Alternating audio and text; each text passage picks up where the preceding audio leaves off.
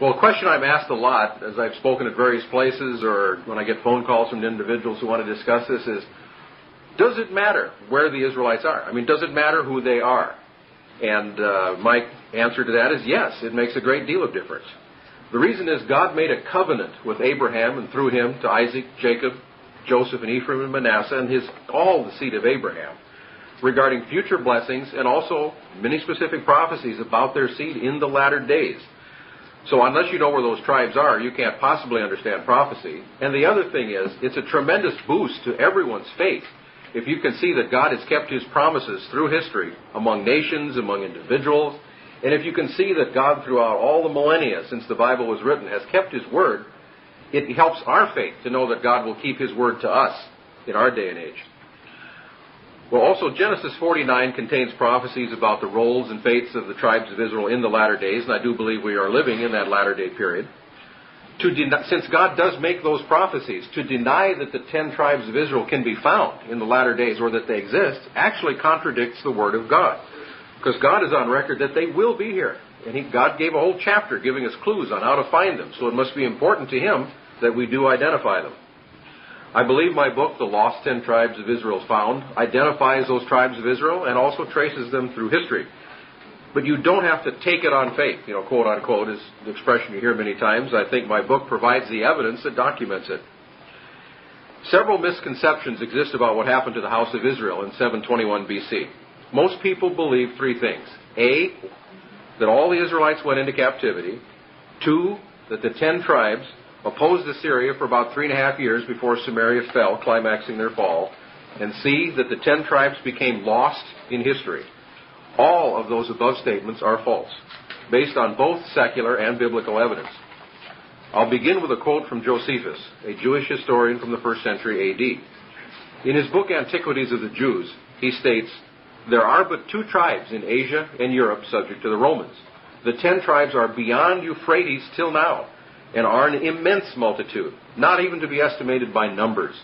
That's already an indication that God had fulfilled his prophecies about the seed of Abraham becoming as numerous as the sand of the sea and the stars of heaven. Hosea also, I believe it's in the 1st chapter, has a prophecy that after Israel went into captivity, God was going to multiply them into an innumerable number, which by the time of Josephus had happened. So Josephus knew the 10 tribes were not lost as of his time, and that was the 1st century A.D. He also knew that the Euphrates River was one of their physical borders. We'll get into more of that a little bit later. But educated Jews knew 8 centuries after Samaria fell where the 10 tribes were, how many there were, and a good deal of information about them. Well, to back up, what did happen to the Israelites in about 721 BC?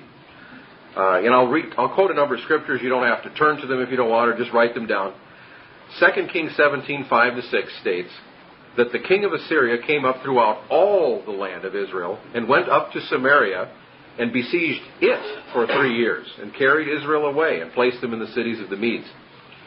While the Bible states that the Assyrians went through the land of Israel, it says nothing about them reaching or meeting any resistance anywhere in the land except in the city of Samaria. 2 Kings 17 indicates that the rest of the nation had been abandoned. As you recall, it talks about when they brought new people in, the place had gone to the wild beasts. So it really had reverted to the wild and had been abandoned by their population during that 3-year campaign. The Bible and Assyrian records indicate that only about 27,000 captives were taken from Samaria. Biblical censuses just before this show that Israel numbered in the millions. So where did they all go? To give that answer, we need to back up just a little in history. The Phoenician Empire of about 1000 to 700 BC was in fact the Israelite Empire, which was built under King David and King Solomon, allied with King Hiram of Tyre, and the other cities of Sidon, Byblos, and so forth that are commonly called Phoenician. The Bible notes they practically merged their peoples together. If you recall from the Bible, Solomon had many thousands of the people from Sidon coming down to work on the temple, that the Israelites had gigantic work gangs. In fact, Solomon had a draft to send people up north to hew down the cedars of Lebanon and bring them down to the temple for his building projects. So the nations practically merged together. The Bible also tells us they commingled their crews and their navies, that the sailors from Tyre and Sidon showed to the Hebrews the knowledge of the sea and the special navigation skills that they had, by which they were known as famous mariners. And I'll have more on that later too.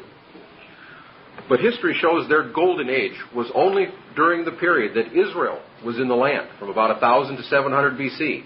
Those dates match very well with the rise of David and Solomon to power when that alliance began, and around 700 BC shows when they were gone from the land. Then Phoenicia reverted to a fairly small power. The Greeks indicate that these people who were called Phoenicians included a lot more than just the city-states of Tyre, Sidon, and Byblos that you'll see along the coast of Lebanon. The Greek names in their histories, and Homer and others, record that the Phoenician term was applied to the whole east coast of the Mediterranean and included the land of Israel and Judah. Now, the Phoenician Empire had many, many colonies in the Mediterranean Sea area, the west coast of Europe, the west coast of Africa, and into the British Isles at least. Some Phoenician names regularly had the term BRT in it. And BRT, or BRTH, is the Hebrew word for covenant, Berith. Some of you have heard of the Jewish service organization B'nai Berith. That's Sons of the Covenant. And BRT is the word that shows they were the covenant people.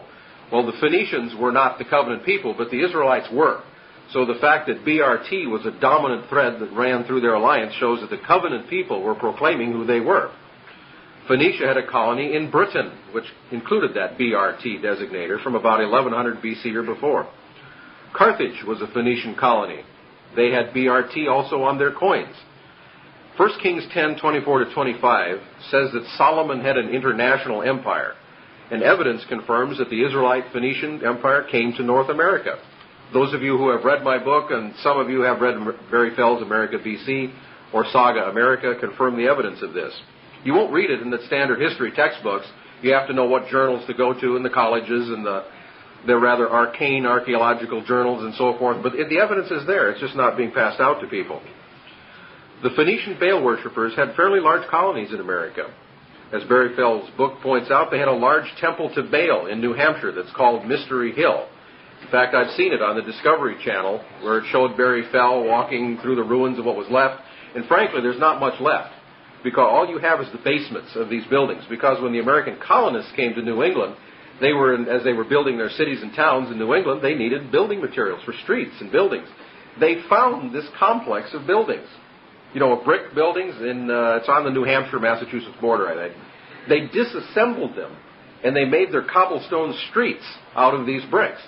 Well, when the Epigraphic Society, led by Barry Fell, realized that there were inscriptions at Mystery Hill in ancient Phoenician, Carthaginian, the Celtic languages, they were literally going with, on the bricks that were still left that they could identify had come from that site, and they were looking for inscriptions with their magnifying glasses along the streets or on the sides of buildings, and sure enough, finding them. Dedications to the pagan gods you read about in the Bible, Baal and Ashtaroth. And so they were over here. These date from about the 2nd millennium BC to the 800 to 600 BC range. In my area of the country, in Davenport, Iowa, they dug up a New World equivalent of a Rosetta Stone. Remember the 3 languages that were found in Egypt where they were able to decode the hieroglyphics of Egypt? A similar stone exists in a museum in Davenport, Iowa, to this day. It has 3 languages. It has the Punic Iberic, which is a descendant of Hebrew, the Egyptian hieroglyphics, and also the language of, when we say Libyan back then, it was really the sailors, the sea peoples of the Egyptians. It shows a maypole celebration, with the fronds coming out from it, but it was a human sacrifice ceremony at that time. And so it's clear that they were still into the rather barbaric rites of the Baal worship. But the worshippers of the true God were here as well. The 10 Commandments were found in ancient Hebrew on a stone tablet in Ohio. It was dug up in one of the mound builders, mounds that are through the Ohio River Valley. Well, it was dug up in 1860. What it showed was that it was a Semitic grave. They dug up a 10 Commandments Decalogue stone inscribed with a picture of Moses, the 10 Commandments in ancient Hebrew. It even had a strap hewn into the object where you could put a hole for a strap, so where you could put it over your back and travel. It was probably a prominent Levite who was buried there with the law in his possession. And also, even more impressive is that the 10 Commandments that is carved on a large inscribed stone in New Mexico.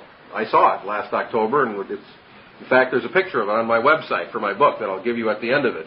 But it's a large stone. It's about this big. It has the 10 Commandments inscribed on it. It's been largely protected from the weather. and it's on the pathway up a path to a fairly flat-top mountain. But there's around a dozen other Hebrew inscriptions there. One of the associates at Barry Fell took me on the tour of that last October, and some of the inscriptions they hide from the press or vandals and others because they don't want them to mar them. They want to preserve them. One of them is apparently tribe of Asher. On the very highest part of the mountain, there's an inscription saying, Yahweh is our God. And this is the Hebrew from 1200 to 600 BC, the Paleo-Hebrew, where they still wrote what we'd call the Tetragrammaton, the name of God. And in the rabbinic period, they didn't write that. So you can date it that it clearly goes before that period of time. Well, why aren't these facts in the history books? Well, this is not God's world. There are powers in this world that until God dethrones them, they do not want the truth out. They want to keep people in ignorance. Now, Britain had been an Israelite colony for about 300 years when Samaria fell. Some tribes sailed for the British Isles. The Simoni, it's in the ancient records of Allen's book, arrived by sea, and he dates it to about 720 BC in Wales. The early Welsh called themselves also the Beriths or the Brythonic Celts. There's that BRT again. If I had a blackboard, I'd just write it. BRT, how often this appears in their records. The covenant people. The Phoenicians had been present as miners and as traders, mining tin in that area for many, many years, even before their alliance with the Israelites. The Tuatha De Danann, or part of the tribe of Dan, obviously, arrived as well in the British Isles, principally in Ireland. When Samaria fell, though, most did not go a journey that far. That would have been a pretty rigorous sea voyage, especially if you're bringing your wives and kids with you. A lot went a shorter distance to Carthage, which I'll have more on later too. But I want to give you a surprise, or since you've read my book, probably it isn't that much of a surprise to this audience. But evidence exists that most of the Israelites did not go into captivity, nor did they make sea voyages to new lands, but instead migrated via land and conquered a new homeland in the Black Sea region. In 1875, an official of Queen Victoria's British government, Colonel Gawler, wrote a treatise called Our Scythian Ancestors Identified with Israel, citing many classical and medieval sources that most of the 10 tribes migrated north of Armenia and became the Scythians or Sacae of the Greek records by the Black Sea. Ortelius, who was a 16th century geographer for the Spanish king, wrote that when the Israelites migrated into the Caucasus, they took the name Gothi, which the Romans later called Goths. A medieval Jewish writer by the name of Eldad recorded, and I'm going to read his quote in direct quotes here, many Israelites did not go into captivity, but evaded the calamity, going off with their flocks and turning nomads, and that the chief or prince whom they appointed could muster 120,000 horsemen and 100,000 foot soldiers. So with an armed escort of 250,000 men, if you figure 10,000 for a division, that's quite a few armed divisions going up in terms of armed strength. This mass of Israelites, when you brought your wives and the children with you, the whole mass of people, easily numbered 1 or 2 million, perhaps more. The Bible shows several prophets had warned the 10 tribes that Assyria would conquer Israel if the nation was going to fall. Since millions left voluntarily, either by land or by sea, it indicates the 10 tribes, for the most part, heeded the prophets at the end. And there's a hint of this in the Bible, that Israel was taking an effort back toward God at the time the nation fell. Just before Israel fell for the last time, if you recall, there was a war between Israel and Judah. The Israelites won at that point, and they were carrying, I think it was over 100,000 captives from Judah up toward Samaria. The men, women, children, etc. So they were a large mass to carry 100,000 into captivity of their own brethren from Judah. Before they got to Samaria, a prophet of God met them and told them to release the captives and send them back. Well, the king of Israel was waiting in Samaria for all this war booty. I mean, this was a lot of wealth for him, a lot of status to take all these captives. His own people, the Israelites, heeded the prophet. They didn't even consult the king. When the prophet said, let him go, they let him go. And they sent him back with provisions and their clothing and gave them all their material back. That shows, when you've got all that wealth that you've conquered and have the right to by right of conquest, you give it all back to your conquest because the prophet of God told you. That's showing a great deal of faith in God at that point. And in carrying on with that very theme, when the Scythians or Sacae were located up in that Black Sea region, of course the Sacae was, again, I just picture the word Isaac, and Sacae is S-A-C-A-E. It has the syllable of sac, Isaac or Itzhak right in it. fitting that prophecy in Genesis 21:12, that in Isaac will your seed be called, and they carried the name of Isaac with them. Herodotus, the Greek geographer, recorded, of these Scythians, it says that they make no offerings of pigs, nor will they keep them at all in their country. To the extent Scythia is ever discussed in a textbook, which is very likely very little, it probably does not mention that they were pretty much kosher in their approach to the meats. Idols were singularly absent in Scythian relics. A Scythian king was even executed for participating in a Greek, I think it was a Bacchanalian festival with the riotous, drunkenness and so forth like that. Probably a lot like a Mardi Gras. But anyway, it's actually kind of an interesting story. Herodotus records it, that the Scythian king had adopted Greek ways, and he happened to arrange his schedule, so he was in Athens, I think it was at that time, of the festival of Bacchus. Another Scythian businessman was there and recognized him, essentially dressed in drag, going through the Mardi Gras festivals where they dress up in all the bizarre costumes and cross-dress and everything. Well, that was the Scythian king enjoying himself that way. But Scythia was the largest wheat supplier to the city of Athens, so there were Scythians regularly there who were businessmen. He saw through the disguise, and the Scythians hunted down that king and wouldn't stop looking for him until they had executed him for that idolatry, because they did not permit that. A century after Samaria fell, the prophet Jeremiah in chapter 3, verse 12, gave a message from God to the 10 tribes, which is frequently overlooked in the Bible. In that passage, God tells Jeremiah, send it to the north, north being up on a map. If you look in the Bible atlases that you have, you'll see that from Palestine going straight north, you come to the Black Sea, which is exactly where these other sources I mentioned said most of the Israelites went. But in that particular message in Jeremiah 3 and verse 12, God actually has some better things to say about Israel, indicating that they were not in a state of complete rebellion against God. In fact, they were, at that point, closer to Him than Judah. Now, the Scythians gave the Israelite names to the rivers that emptied into the Black Sea when they got there. They used to have Greek names like the Ister, the Borysthenes, and I forget Tene, and I forget the other one.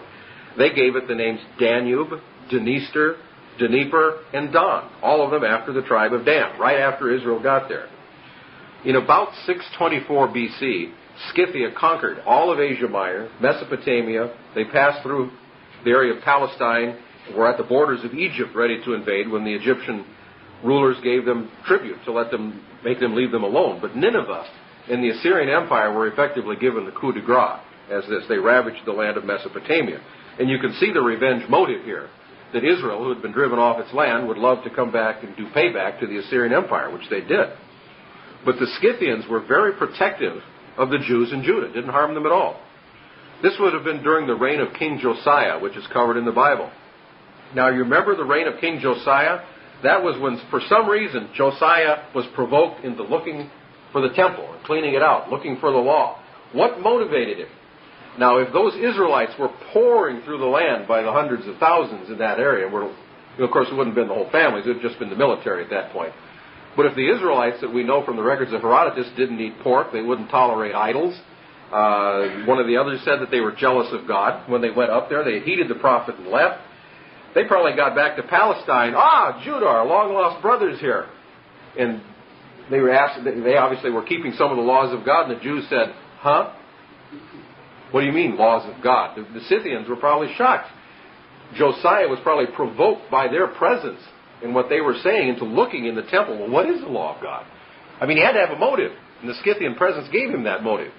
So anyway, he looked at it, and they found the law, and he read his clothes, and they tried to turn back to God, and they kept one of the holy days, etc. But it's interesting that at the time, secular history tells us that there was a lot of Scythians, or Sake, in Palestine. The Bible, during the reign of Josiah, doesn't call them Scythians, or doesn't call them Sake, but it says at that time that Josiah invited the people of Manasseh, the people of Ephraim, the remnants of Israel, or Israel that were present there at the time of Josiah's reign, to join in the holy day. And that's in 2 Chronicles 34:9 and 2 Chronicles 35:18, if you want to write it down, where since the Bible was written from the standpoint of the Hebrew people, it gives the Scythians their old Hebrew names, which were still very well known to the Jews, because only a century had gone by since they left. In fact, the Scythians probably originally intended to stay there. They'd heard from their grandparents about the land of milk and honey, etc., and they were probably going to recolonize it. But when they got there, of course, the Assyrians had brought new people in, and it was no longer the land of milk and honey. It was the land of weeds and foreigners. And they really did not stay. They only stayed about 28 years, and they figured, forget it, we're going back to the steppes of Russia where they had wide open spaces. The land was fertile, they had plenty of room. Palestine is pretty small, and the Scythian numbers were growing exponentially. So they couldn't stay there and left. Now, Herodotus stated that the Scythians were a civilized people. Epiphanius, another Greek, stated that the laws, customs, manners of the Scythians were the standards of civility and polite learning. Now, we're taught in our textbooks that the Greeks and the Romans were the great civilizers, right? I mean, nobody could learn anything unless a Greek or a Roman learned it first, is the general propaganda we get. Many of our textbooks are repeating Greek and Roman propaganda, as I'll get to in just a minute.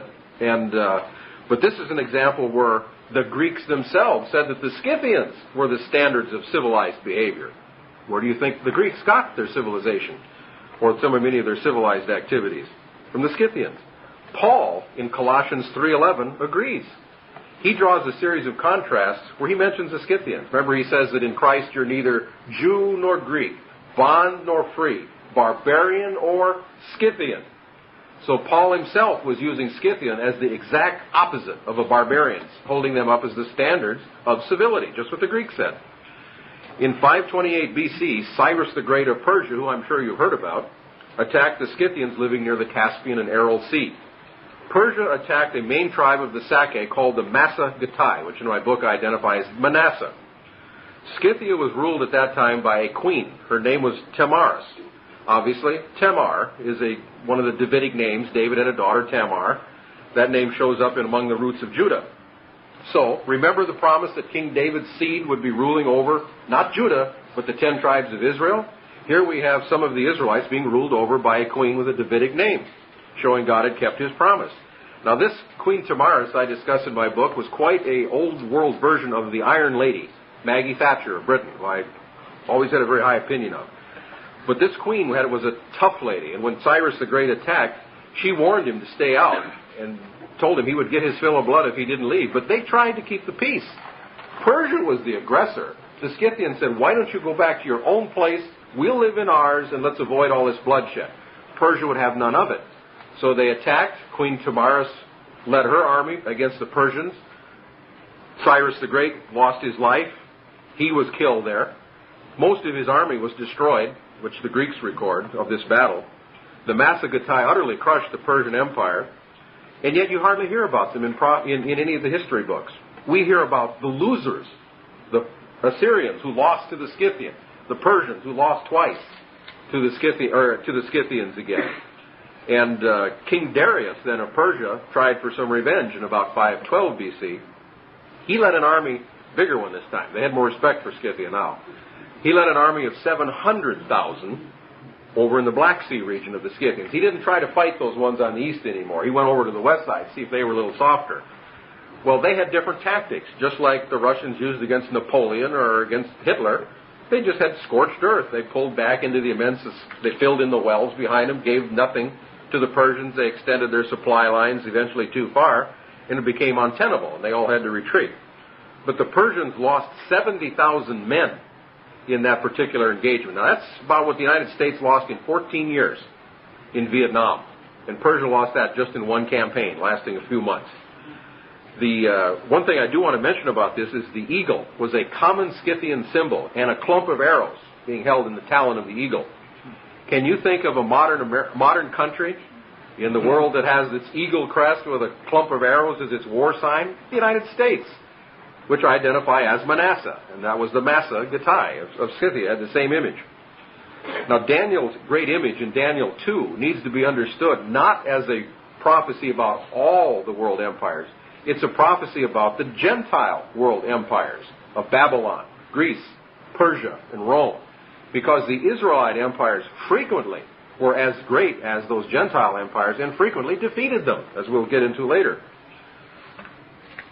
Now, I want to shift the focus to Carthage. You probably have images in your mind of Hannibal marching the elephants across the Alps, etc., and that's about where it ends. But in the mid-9th century B.C., Israel and Phoenicia were devastated by the drought, which Elijah prayed for. Now, it's interesting. God didn't tell Elijah, I've had it with these people. I'm going to send a drought. No, it was Elijah that said, Elijah had enough with the people, and he sent the drought. He said, I accept it by my word. Didn't say God's word. He said, by my word, there won't be any rain. God honored it. Elijah was that close to God. But the lesson here that we have is that Phoenicia and that whole area of Israel was drying up. I mean, every people were starving to death. If you were one of those people, would you stay and starve? Or would you get on a boat and go to one of the colonies where you had plenty of food and you weren't going to starve? Well, it was a no-brainer. So anyway, a lot of people left. That's when Carthage had its huge infusion of population, was during the time of Elijah's drought. But there's a lesson here. God he hid Elijah from Ahab and Jezebel. In fact, he hid him in Zarephath, which was a suburb of Sidon, the hometown of Jezebel, where she never would have dreamed of looking. But God caused Elijah to go through the same conditions that he asked God to send on his nation. First, he went out in the countryside. Remember, the ravens fed him by a brook. Then it dried up. So he got to see the suffering in the countryside. Then God said, okay, get thee to Zarephath. And he took him over to this widow and the son. Remember that they thought they were going to die, and God kept them alive miraculously with just a little bit of oil and a little bit of grain. So God had Elijah see the suffering in the city. 3.5 years went by, and Elijah still didn't give the word to send any rain. He must have really been angry at him. In fact, God is the one that put an end to it. His mercy entered the situation before Elijah. Elijah was still going to go on. God said, this is enough. I'm going to send rain. He arranged the confrontation with the prophets of Baal at that point. But there's a lesson in here that we have to be careful what we pray for our nation, because you're going to get it yourself often. As you sow, so shall you reap. With what judgment you judge, you'll be judged. And so anyway, if a person prays, well, just punish our people, Lord. They're just a bunch of sinners. Send them into captivity. Well, that's scary language, because God says, okay, if that's what you want. But if, on the other hand, if you're like Moses on the mountain and you intercede for the people and you say, spare your people, O Lord, forgive them, deliver them from their enemies, you're more likely to be delivered yourself. And as an aside, in Amos 6, there's a good commentary on that. It talks about people that it says they're drinking wine in bowls and listening to music, having a good time. And it says, but they're not grieved for the affliction of Joseph. It says, because of that, they will be among the first who go into captivity. So God does expect us to have an attitude of concern and be watchmen for our people. But moving on, the name Carthage comes from Roman sources. Carthage never called themselves that. If they could be resurrected now and we said, oh, you're Carthaginians, they'd say, who? Their real name was Kiryat-Hadashah, which was Hebrew for a new town. The leaders of Carthage were called by a title of one of the books of the Bible, the Shofetim. For those of you who know Hebrew, that's judges. And the leaders of Carthage called themselves judges because they were not kings. They didn't take that title until after the kings of Israel fell. Carthage was a crown colony, just like Canada, Australia, New Zealand, were crown colonies of Great Britain when their kings had real power. The priests of Carthage were called the Kohanim, after the Cohens. The term rabbi was noticeable. Historians state that the sacrificial rites bore a very significant resemblance to the book of Leviticus. The Encyclopedia Judaica also acknowledges that Hebrews, or Israelites from Palestine, were with the Phoenicians when they founded Carthage. Carthage grew strong and rich. They had such a powerful navy that for centuries they forbid the Greeks and Romans to even go out into the Atlantic. That was their private playground and their private domain, because they exploited the Atlantic world for their own wealth. And Carthage was known as an incredibly wealthy city. Carthage had Gibraltar, or as they called it, the Pillars of Hercules. That's one of the gates of their enemies, which is one of the promises that God gave Abraham for his seed. Frederick Pohl's book, Atlantic Crossings Before Columbus, quotes 2 Greek accounts of Carthage's secret Atlantic land. So they learned about it, they just couldn't go see it. One is a fairly respected source, Aristotle. He states, in the sea outside the Pillars of Hercules, the Carthaginians found a wilderness with navigable rivers. Carthage, the master of the Western Ocean, which meant the Atlantic, observed that many people attracted by the fertile soil and pleasant climate resided there. Carthage decreed no one else under penalty of death would be allowed to sail there. They kept the land secret. Another Greek writer wrote, there lies a very great island in the vast ocean, many days' sail westward from Africa. The soil is fruitful, a great part of it is mountainous, but there's a large plain watered with several navigable rivers, the Mississippi, the Missouri, the Ohio, etc. The mountainous part is clothed with very large woods. Well, obviously, this is North America. And the Greek histories also record that the Carthaginians sent fleets with tens of thousands of settlers out through the Pillars of Hercules. They assumed they were going to colonies in Africa or Europe, but frankly, there isn't a population base there to indicate that that is where they went. And now, through the work of Barry Fell and the Epigraphic Society, we know a lot of those colonists came to our side of the Atlantic. Carthaginian coins, writings, and artifacts have been found in Colorado, New York, Alabama, Georgia, Connecticut, Nevada, and other places.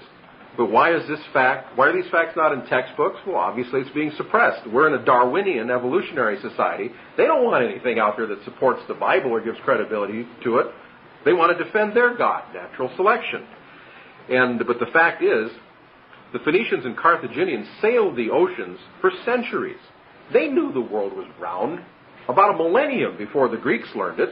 So we have this myth that the Greeks were the founders of all civilization, when in fact the Phoenicians and Carthaginians would be just absolutely amazed if they could be resurrected now and see that their ancient propaganda was being taught as facts, because the Greeks got this world is flat notion from a disinformation campaign from the Phoenicians and Carthaginians. They knew the wealth that was out on the other side of the Atlantic and other places. They wanted to scare everybody else away. So they invented those maps you see in the ancient world where it shows these monstrous sea creatures that would just gobble ships, So the Carthaginians invented that to scare their enemies off the ocean so they could have a monopoly. And they understood latitude and longitude. They knew how to navigate with the trade winds and the currents back and forth across the oceans with no difficulty. But the Greeks, for example, were so ignorant of this that at one point the Carthaginian navy, which usually blocked the Pillars of Hercules, was gone on a war. A Greek sailor from Marseille, France, named Pythias, sailed through the Pillars of Hercules and started going north in the direction of Britain. He was absolutely amazed to see that the constellations changed position in the sky. Further north he went. He went back and told the Greek world, the earth must be round.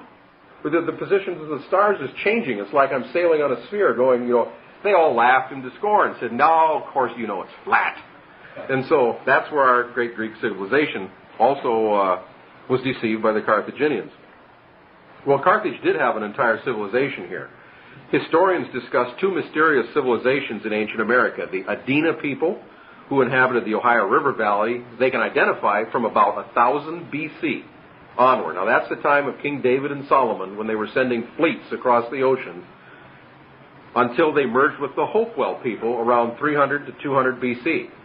They died out centuries later, but 300 to 200 BC is a key time as well.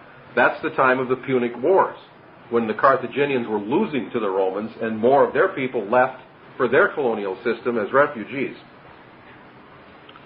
The Epigraphic Society also has a quote that I put in my book that Presidents Jefferson and Harrison, about the mound builders, they were wondering if these weren't built by the lost tribes of Israel. And one of the artifacts in an Adena grave was translated by Barry Fell as Punic in the form of an alphabet used in Iberia, that was in Carthage's territory, in the first millennium BC. It was a language of Carthage which was from the Hebrew. So as soon as they found out that, there's Semitic goods in these mounds, we don't want to dig up anymore. The establishment didn't want to find out anything more there. There were Semitic names and grave goods. They even had copper hides. Those of you who, it was a form of ancient currency. It was a copper that looked like a rectangle with hooks on it. And they've even dug those up in American sites. But next I want to discuss an Israelite empire that rose to power in Asia. If I asked you what nation declared its independence from a powerful empire, had its Revolutionary War, and celebrated their Independence Day as a national holiday, became a superpower, and pioneered a great deal of freedom for their people, what nation would you answer? Well, obviously, the United States. But in the ancient world, Parthia is the correct answer for all of those questions. There's a remarkable parallel. The Scythians and the Parthians were related tribes. The Greco-Roman historians are very clear on this. Greek history states that the Parthians passed from the dominion of the Assyrians to that of the Medes, to a position under the Persians, from which they became independent. That aptly describes what happened to the Israelites who did go into captivity. And frankly, a lot of them did, because remember the Assyrians, although they took only 27,000 from Samaria, they took most of them about 20 years earlier when they took all of Gilead, which is Gad, Reuben, half tribe of Manasseh, the entire tribe of Naphtali, and pieces of Issachar and Zebulun up by Galilee, the Bible says, in that particular area. So a lot of those did go into captivity. Obviously, Isaac. God promised King David also in Jeremiah 33, his seed would be ruling over the house of Israel. David was of the line of Perez. We can see that when we look in the begat section of the Bible. The Parthians and Scythians were ruled by kings with the name of Perez. Kings of Iberia in the Black Sea area of Scythia were called Pharez Menes. A lot of them had the term Pharez right in their name. The Parthian sub-kings in the area of India had Gondophares or Gondophares. That name is sometimes associated with one of the three wise men. Was ruled in the area of West India. Now recall that the Hebrew word for covenant was BRT or BRTH. Historical sources and linguists state that the ancient Semitic tongues were interchangeable in some of the letters. Like P and B were very interchangeable. The Greeks did this a lot. A linguist would call it a labial consonant. If you can make pa or ba, you make the sound with your lips. Very similar. And so that we get the term Parthia from Greco-Roman sources. But if you change the P to a B, the consonants of Parthia is B-R-T-H. Again, the covenant people, right in their name. We know the Greeks did this because at times they called the Britannic Isles with a P, the Britannic Isles. So if you're consistent with Parthia and Brythia, which is probably what they were really called, we can see an Israelite name. They grew too numerous to count in Asia, as Josephus says, and they eventually became known by their clan or sub-tribal names. Numbers 26 gives us those sub-tribal names. And have you ever decided to read the Bible through in a single year? You set your schedule and you say, well, I need to read so many chapters a day. Okay, you start in Genesis, that's interesting. Yeah, Exodus is pretty good. It gets a little slower when you read through all of those laws of the sacrifices and so forth. And then you get to Numbers 26. And you start in that area, it's so-and-so begat so-and-so, and so-and-so begat so-and-so, and that person begat so-and-so and begat sons and daughters, and they begat so-and-so. And it's easy to fall asleep. That's about where my resolution stopped. I remember years ago when I tried that. And frankly, if you're reading the Bible for, some remarkable inspiration or doctrine, you're not going to find it in Numbers 26. But for a scholar tracing the Israelites, these are absolutely invaluable because those names surface in history. You can find them. And without that information, it would be almost impossible to trace them. So God knew what he was doing in that part of the Bible. And Ephraim's sub-tribes in the Bible are called the Iranites, the Bactrites, and the Tahanites. The three tribes that formed the backbone of Parthia were the Iranians, the Bactrians, and the Tahanites. Exactly the names of the three of the major clans of Ephraim. The Iranites lived in the cities of the Medes, which is where we know a lot of the people from Samaria were taken. Well, they were Ephraimite from Samaria. The Ayatollahs of today's Iran would be most upset if they knew that in the English language the name Iran comes from Iran, one of the names of the sub-clans of Ephraim. So Iran, when you see it on a map, that's an Ephraimite name, where Parthia used to be. Parthia was formed by the sub-tribes of Ephraim, rejoining with other tribes, and Scythia's chief tribe was Manasseh. They were the chief tribes of two separate concurrent empires. Often Manasseh, Scythia, came to the aid of Ephraim in wars against Greece or Rome, just like Manasseh, the United States, comes to the aid of the British in wars in World War I and World War II. In the 1870s, the famous English historian George Rawlinson wrote this following quote. He states the picture of the world during the Roman period was defective in omitting Parthia, a rival state dividing with Rome the sovereignty of the known earth. From first to last, there was always in the world a second power, which balanced Rome. This power, for several centuries, was Parthia. Parthia declared its independence from the Seleucid Greeks around 250 B.C. It grew into an empire, conquering Persia, Media, Babylon, other Asian kingdoms. A great Parthian monarch, Mithridates I, did most of the expansion. Rawlinson discusses him very favorably. Have you ever heard about him in your history text? You've heard of Alexander the Great, Cyrus the Great, maybe even Ashurbanipal of Assyria.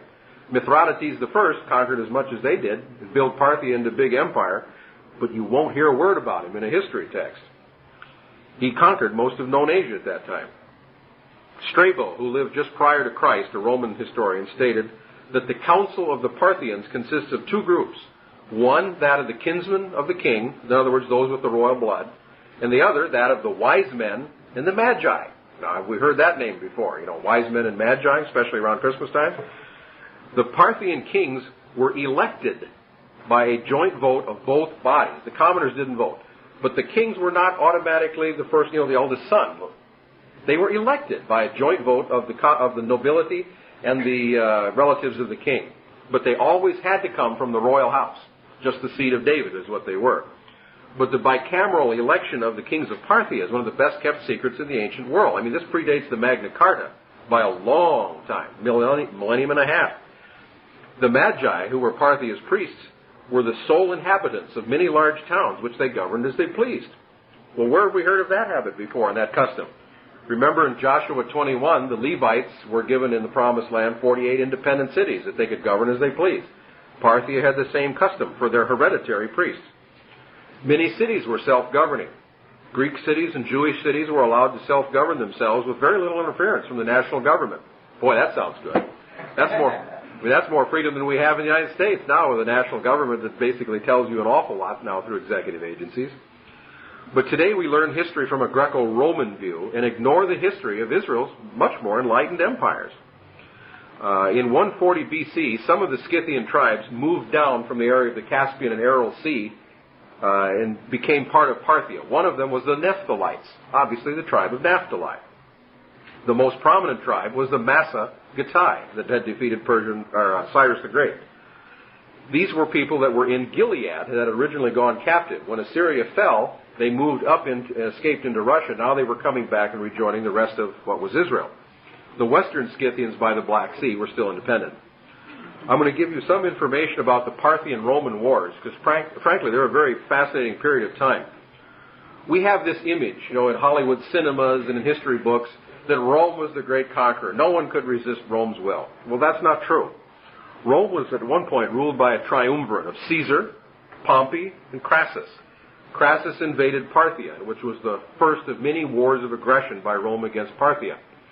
And this was at about the middle of the 1st century BC. Parthia fought Rome with just their heavy cavalry. Their infantry, they didn't think that highly of Rome, so they sent the infantry to fight a different war up in Armenia. So the heavy cavalry met the Roman Empire's army, and Parthia fought the Romans it was almost like going through a time warp if you had been a Roman soldier, because this is the description of Parthia's heavy cavalry from Rawlinson again. This is from the Greek sources. The horses' heads, necks, chests, and flanks were protected by armor of brass or iron. Their riders had armor and helmets of iron. They carried a long spear or pike, formed a long line in battle, and bore down on the enemy with great weight. It sounds like the knights of the medieval age, doesn't it? And the Parthians even had jousting, where their knights would line up and try to dehorse each other. And Gibbon's book, I think it's Edward Gibbon in his book too, comments that the feudal society of Europe came right from, that is remarkably common to the feudalism that reigned in Parthia. And indeed it did. So in 53 BC, Parthia killed half the Roman army and Crassus. But notice the difference here, what they did with their captives. When Rome conquered a people, they would drag their captives through the streets of Rome, and parade them with necks around them or chains and humiliate them. Parthia didn't. The captive Roman soldiers that they captured, they took them into captivity, if you can call it captivity. They made them free men, gave them land up by the Caspian Sea, provided wives for everybody, and said, "You're Parthians now." And the Roman state loved it. Those particular ones became part of Parthia from that on. And in fact, many of the provinces in Mesopotamia in these wars, they would fight Rome to get under Parthia's rule because it was so much more beneficent. Well, Parthia counterattacked, and they drove Rome out of Palestine, out of Syria, out of Asia Minor, back across the Bosphorus and Dardanelles, and back into Europe. You don't hear about that one in the textbooks either. That was one of the most massive Roman defeats in history. Parthia ruled Palestine for a number of years. They had a vassal king who was ruling over Jerusalem. This was around 40 AD. at that period of time. And they ruled for, 40 BC. And they ruled for a number of years. So at the time Christ was born, there were people alive walking the streets of Jerusalem who remembered how much nicer it was to live under Parthia's rule. And they wanted it back. Which is going to also, and the Pharisees did too, which is going to have some impact on Christ's life here. But at any rate, it's significant to realize that Palestine was ruled by Parthia, the tribes of Israel, just a few decades before Christ was born. Rome counterattacked, and they went back and forth, but finally the Euphrates River became the established border between Rome and Parthia. To cross it with troops meant war. But if you stayed on your side, it was a time of peace. And then for about 80, 90 years, there was a period of détente, to use a modern term, where they did not fight each other. Trade flourished, etc. This is the time when Christ was born. Were they lost? No. Remember, Josephus wrote after this that the 10 tribes were beyond Euphrates, an exceptionally great multitude. And in naming that border, he was naming the border between Rome and Parthia. And, for example, if we were speaking in Texas, say we were in El Paso, and one of you said, well, I'm going to go across the Rio Grande this afternoon or this weekend, we would understand that as an idiom for, well, I'm going to Mexico, because it's such a well-established border. For centuries, the Euphrates was the border between Rome and Parthia. So, and of course, Josephus wasn't writing for those of us in the year 2000. He was writing for his audience then. And when he wrote the words across Euphrates, they all understood, oh, in Parthia. But we don't get that because it was an idiom. But anyway, I want to give you some information on the life of Christ in the context of Parthian Roman affairs, because our Savior was a much more prominent individual in the world events of his time than we have in our understanding. The Magi, remember, were the ones who chose Parthia's emperors. They even had the power to impeach emperors, to use a modern term, and dethrone them and replace them with somebody else. Some of those same Magi came to worship Christ, and prior to Jesus' birth, Parthia had a string of very horrible rulers. Because Parthia had the rule where anyone of the royal blood could become the next emperor, they all saw each other as rivals. So when a male would become emperor, at this particular period of time, they would kill their brothers, their fathers, their grandfathers, their nephews, their cousins, son-in-laws. If they were male, they killed them because they didn't want any rivals. Well, the Magi were responsible for making sure there was still some living, breathing seed of David, of House of Perez, to stay alive for the next emperors. So anyway, the Magi would take children or various youths, and they would send them to the Scythians, their relatives up north, other Israelites, during this time of peace. They even sent them to Rome to keep the royal seed alive, to protect them from their own emperors. In fact, they did send to Rome one time for a Parthian to come back and rule them because they couldn't find any in Parthia. And so anyway, at that particular time, this guy was so Romanized, they had to get rid of him, and they went looking in Scythia to go find the guy they had deposed to bring him back, because it was really hard to find someone with the royal blood because they'd all been annihilated. So at this particular time, you have the Magi coming to Jerusalem, looking for he who is born a king. And they found Jesus Christ, who had the line of Perez in him. I mean, the accounts in Matthew, etc., tell us of his Davidic line back to David and the Perez. So that was the royal line of Parthia. And they were looking for this child that they had heard. And, well, of course, they had heard from the angel. I think it was the star that led them. But anyway, they were looking for he who was born King of the Jews. They knew he was a royal bloodline individual before they ever got to him. Now, Matthew 2, verse 3 says that Herod and all Jerusalem with him were frightened or scared when the Magi came. Now, the standard Christmas card picture we have is of 3 guys on camels, all dressed in royal robes and crowns, displaying their gold and frankincense and myrrh from their saddles. And that just is totally unrealistic when you look at the real world the way it was. If you were traveling with any valuables, you had an awful lot of armed guards guarding that. You didn't advertise and flaunt your wealth, or your king and royally status. Much less you didn't travel without escorts. Because there was nobles and there was brigands and pirates, on the land routes that would rob a caravan and plunder it for its wealth. Josephus tells us that Jews from Parthia at this particular time, when they would send holy day offerings to Jerusalem, they would send them escorted by 10,000 armed men. That's how dangerous it was on some of those caravan routes. Jerusalem was a major caravan city. It was at the hub of 3 continents. They were used to having caravans of tens of thousands of people. Thousands come in routinely. 3 tired guys on camels wouldn't have scared the wits out of the city of Jerusalem. Believe me. There was something a lot more to this story than our Christmas card, posters that we have of this. Well, the fact was, since these magi and wise men, and I think there was 10 of them, or 12 for all the tribes of Israel, because there was a lot of Jews, and there was more Jews in Parthia than in Judea. I think when they came, they had the right to travel with thousands of escorts from the Parthian heavy cavalry, those mounted knights. They'd have come with their banners flying, etc. They'd have been accompanied by animal handlers and cooks and bakers and who knows what else. It was a whole city on the move. And when it was a time of peace, so Rome wasn't expecting any attack. They wouldn't have had many troops in Jerusalem, just garrisons for quelling local rebellions. When they saw coming over the hills the Parthian standards in the sunlight glinting off the armor of thousands of troops, and they remembered, that just a few decades before Parthia had conquered Jerusalem and ruled it.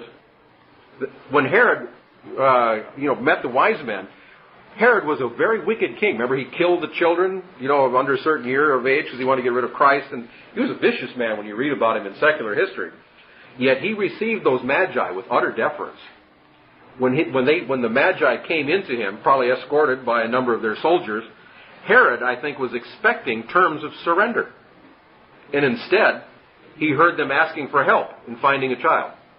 He was probably greatly relieved to hear that. But one of the lines, remember, the Magi said, "Where is he that is born, King of the Jews?" Well, the Parthians had put up one of their own rulers as King of the Jews, just a few decades earlier. So this could have been a huge insult. I mean, it was an insult to Herod. He could have blown up and said, "Well, I'm the King of the Jews. Off with their heads." If they had just been unescorted, he would have. But he had to treat them with utter deference, and I think that's because they had brought a whole army with them. And so instead of being besieged, they found that they were there to look for a royal child. And I'm also convinced that the Parthians who came at that point did not just bring one little saddlebag of gold, one little vial of myrrh, and another of frankincense. No, with that big a party, they had a whole train of camels and donkeys, loaded with saddlebags of gold, incense, spices, all the wealth of the East to bring as their royal gift. In a larger sense, this was the gift of God the Father to His Son, Christ being born, delivered through the tribes of Israel and their rulers, probably one for each of the tribes. It would have been most symbolic. This made an impression on Rome, believe me, having an army of thousands and thousands coming to Christ to worship Him as of course, it was just the Magi. They basically snuck out and away from the spies of Herod to go worship the young child Christ in person.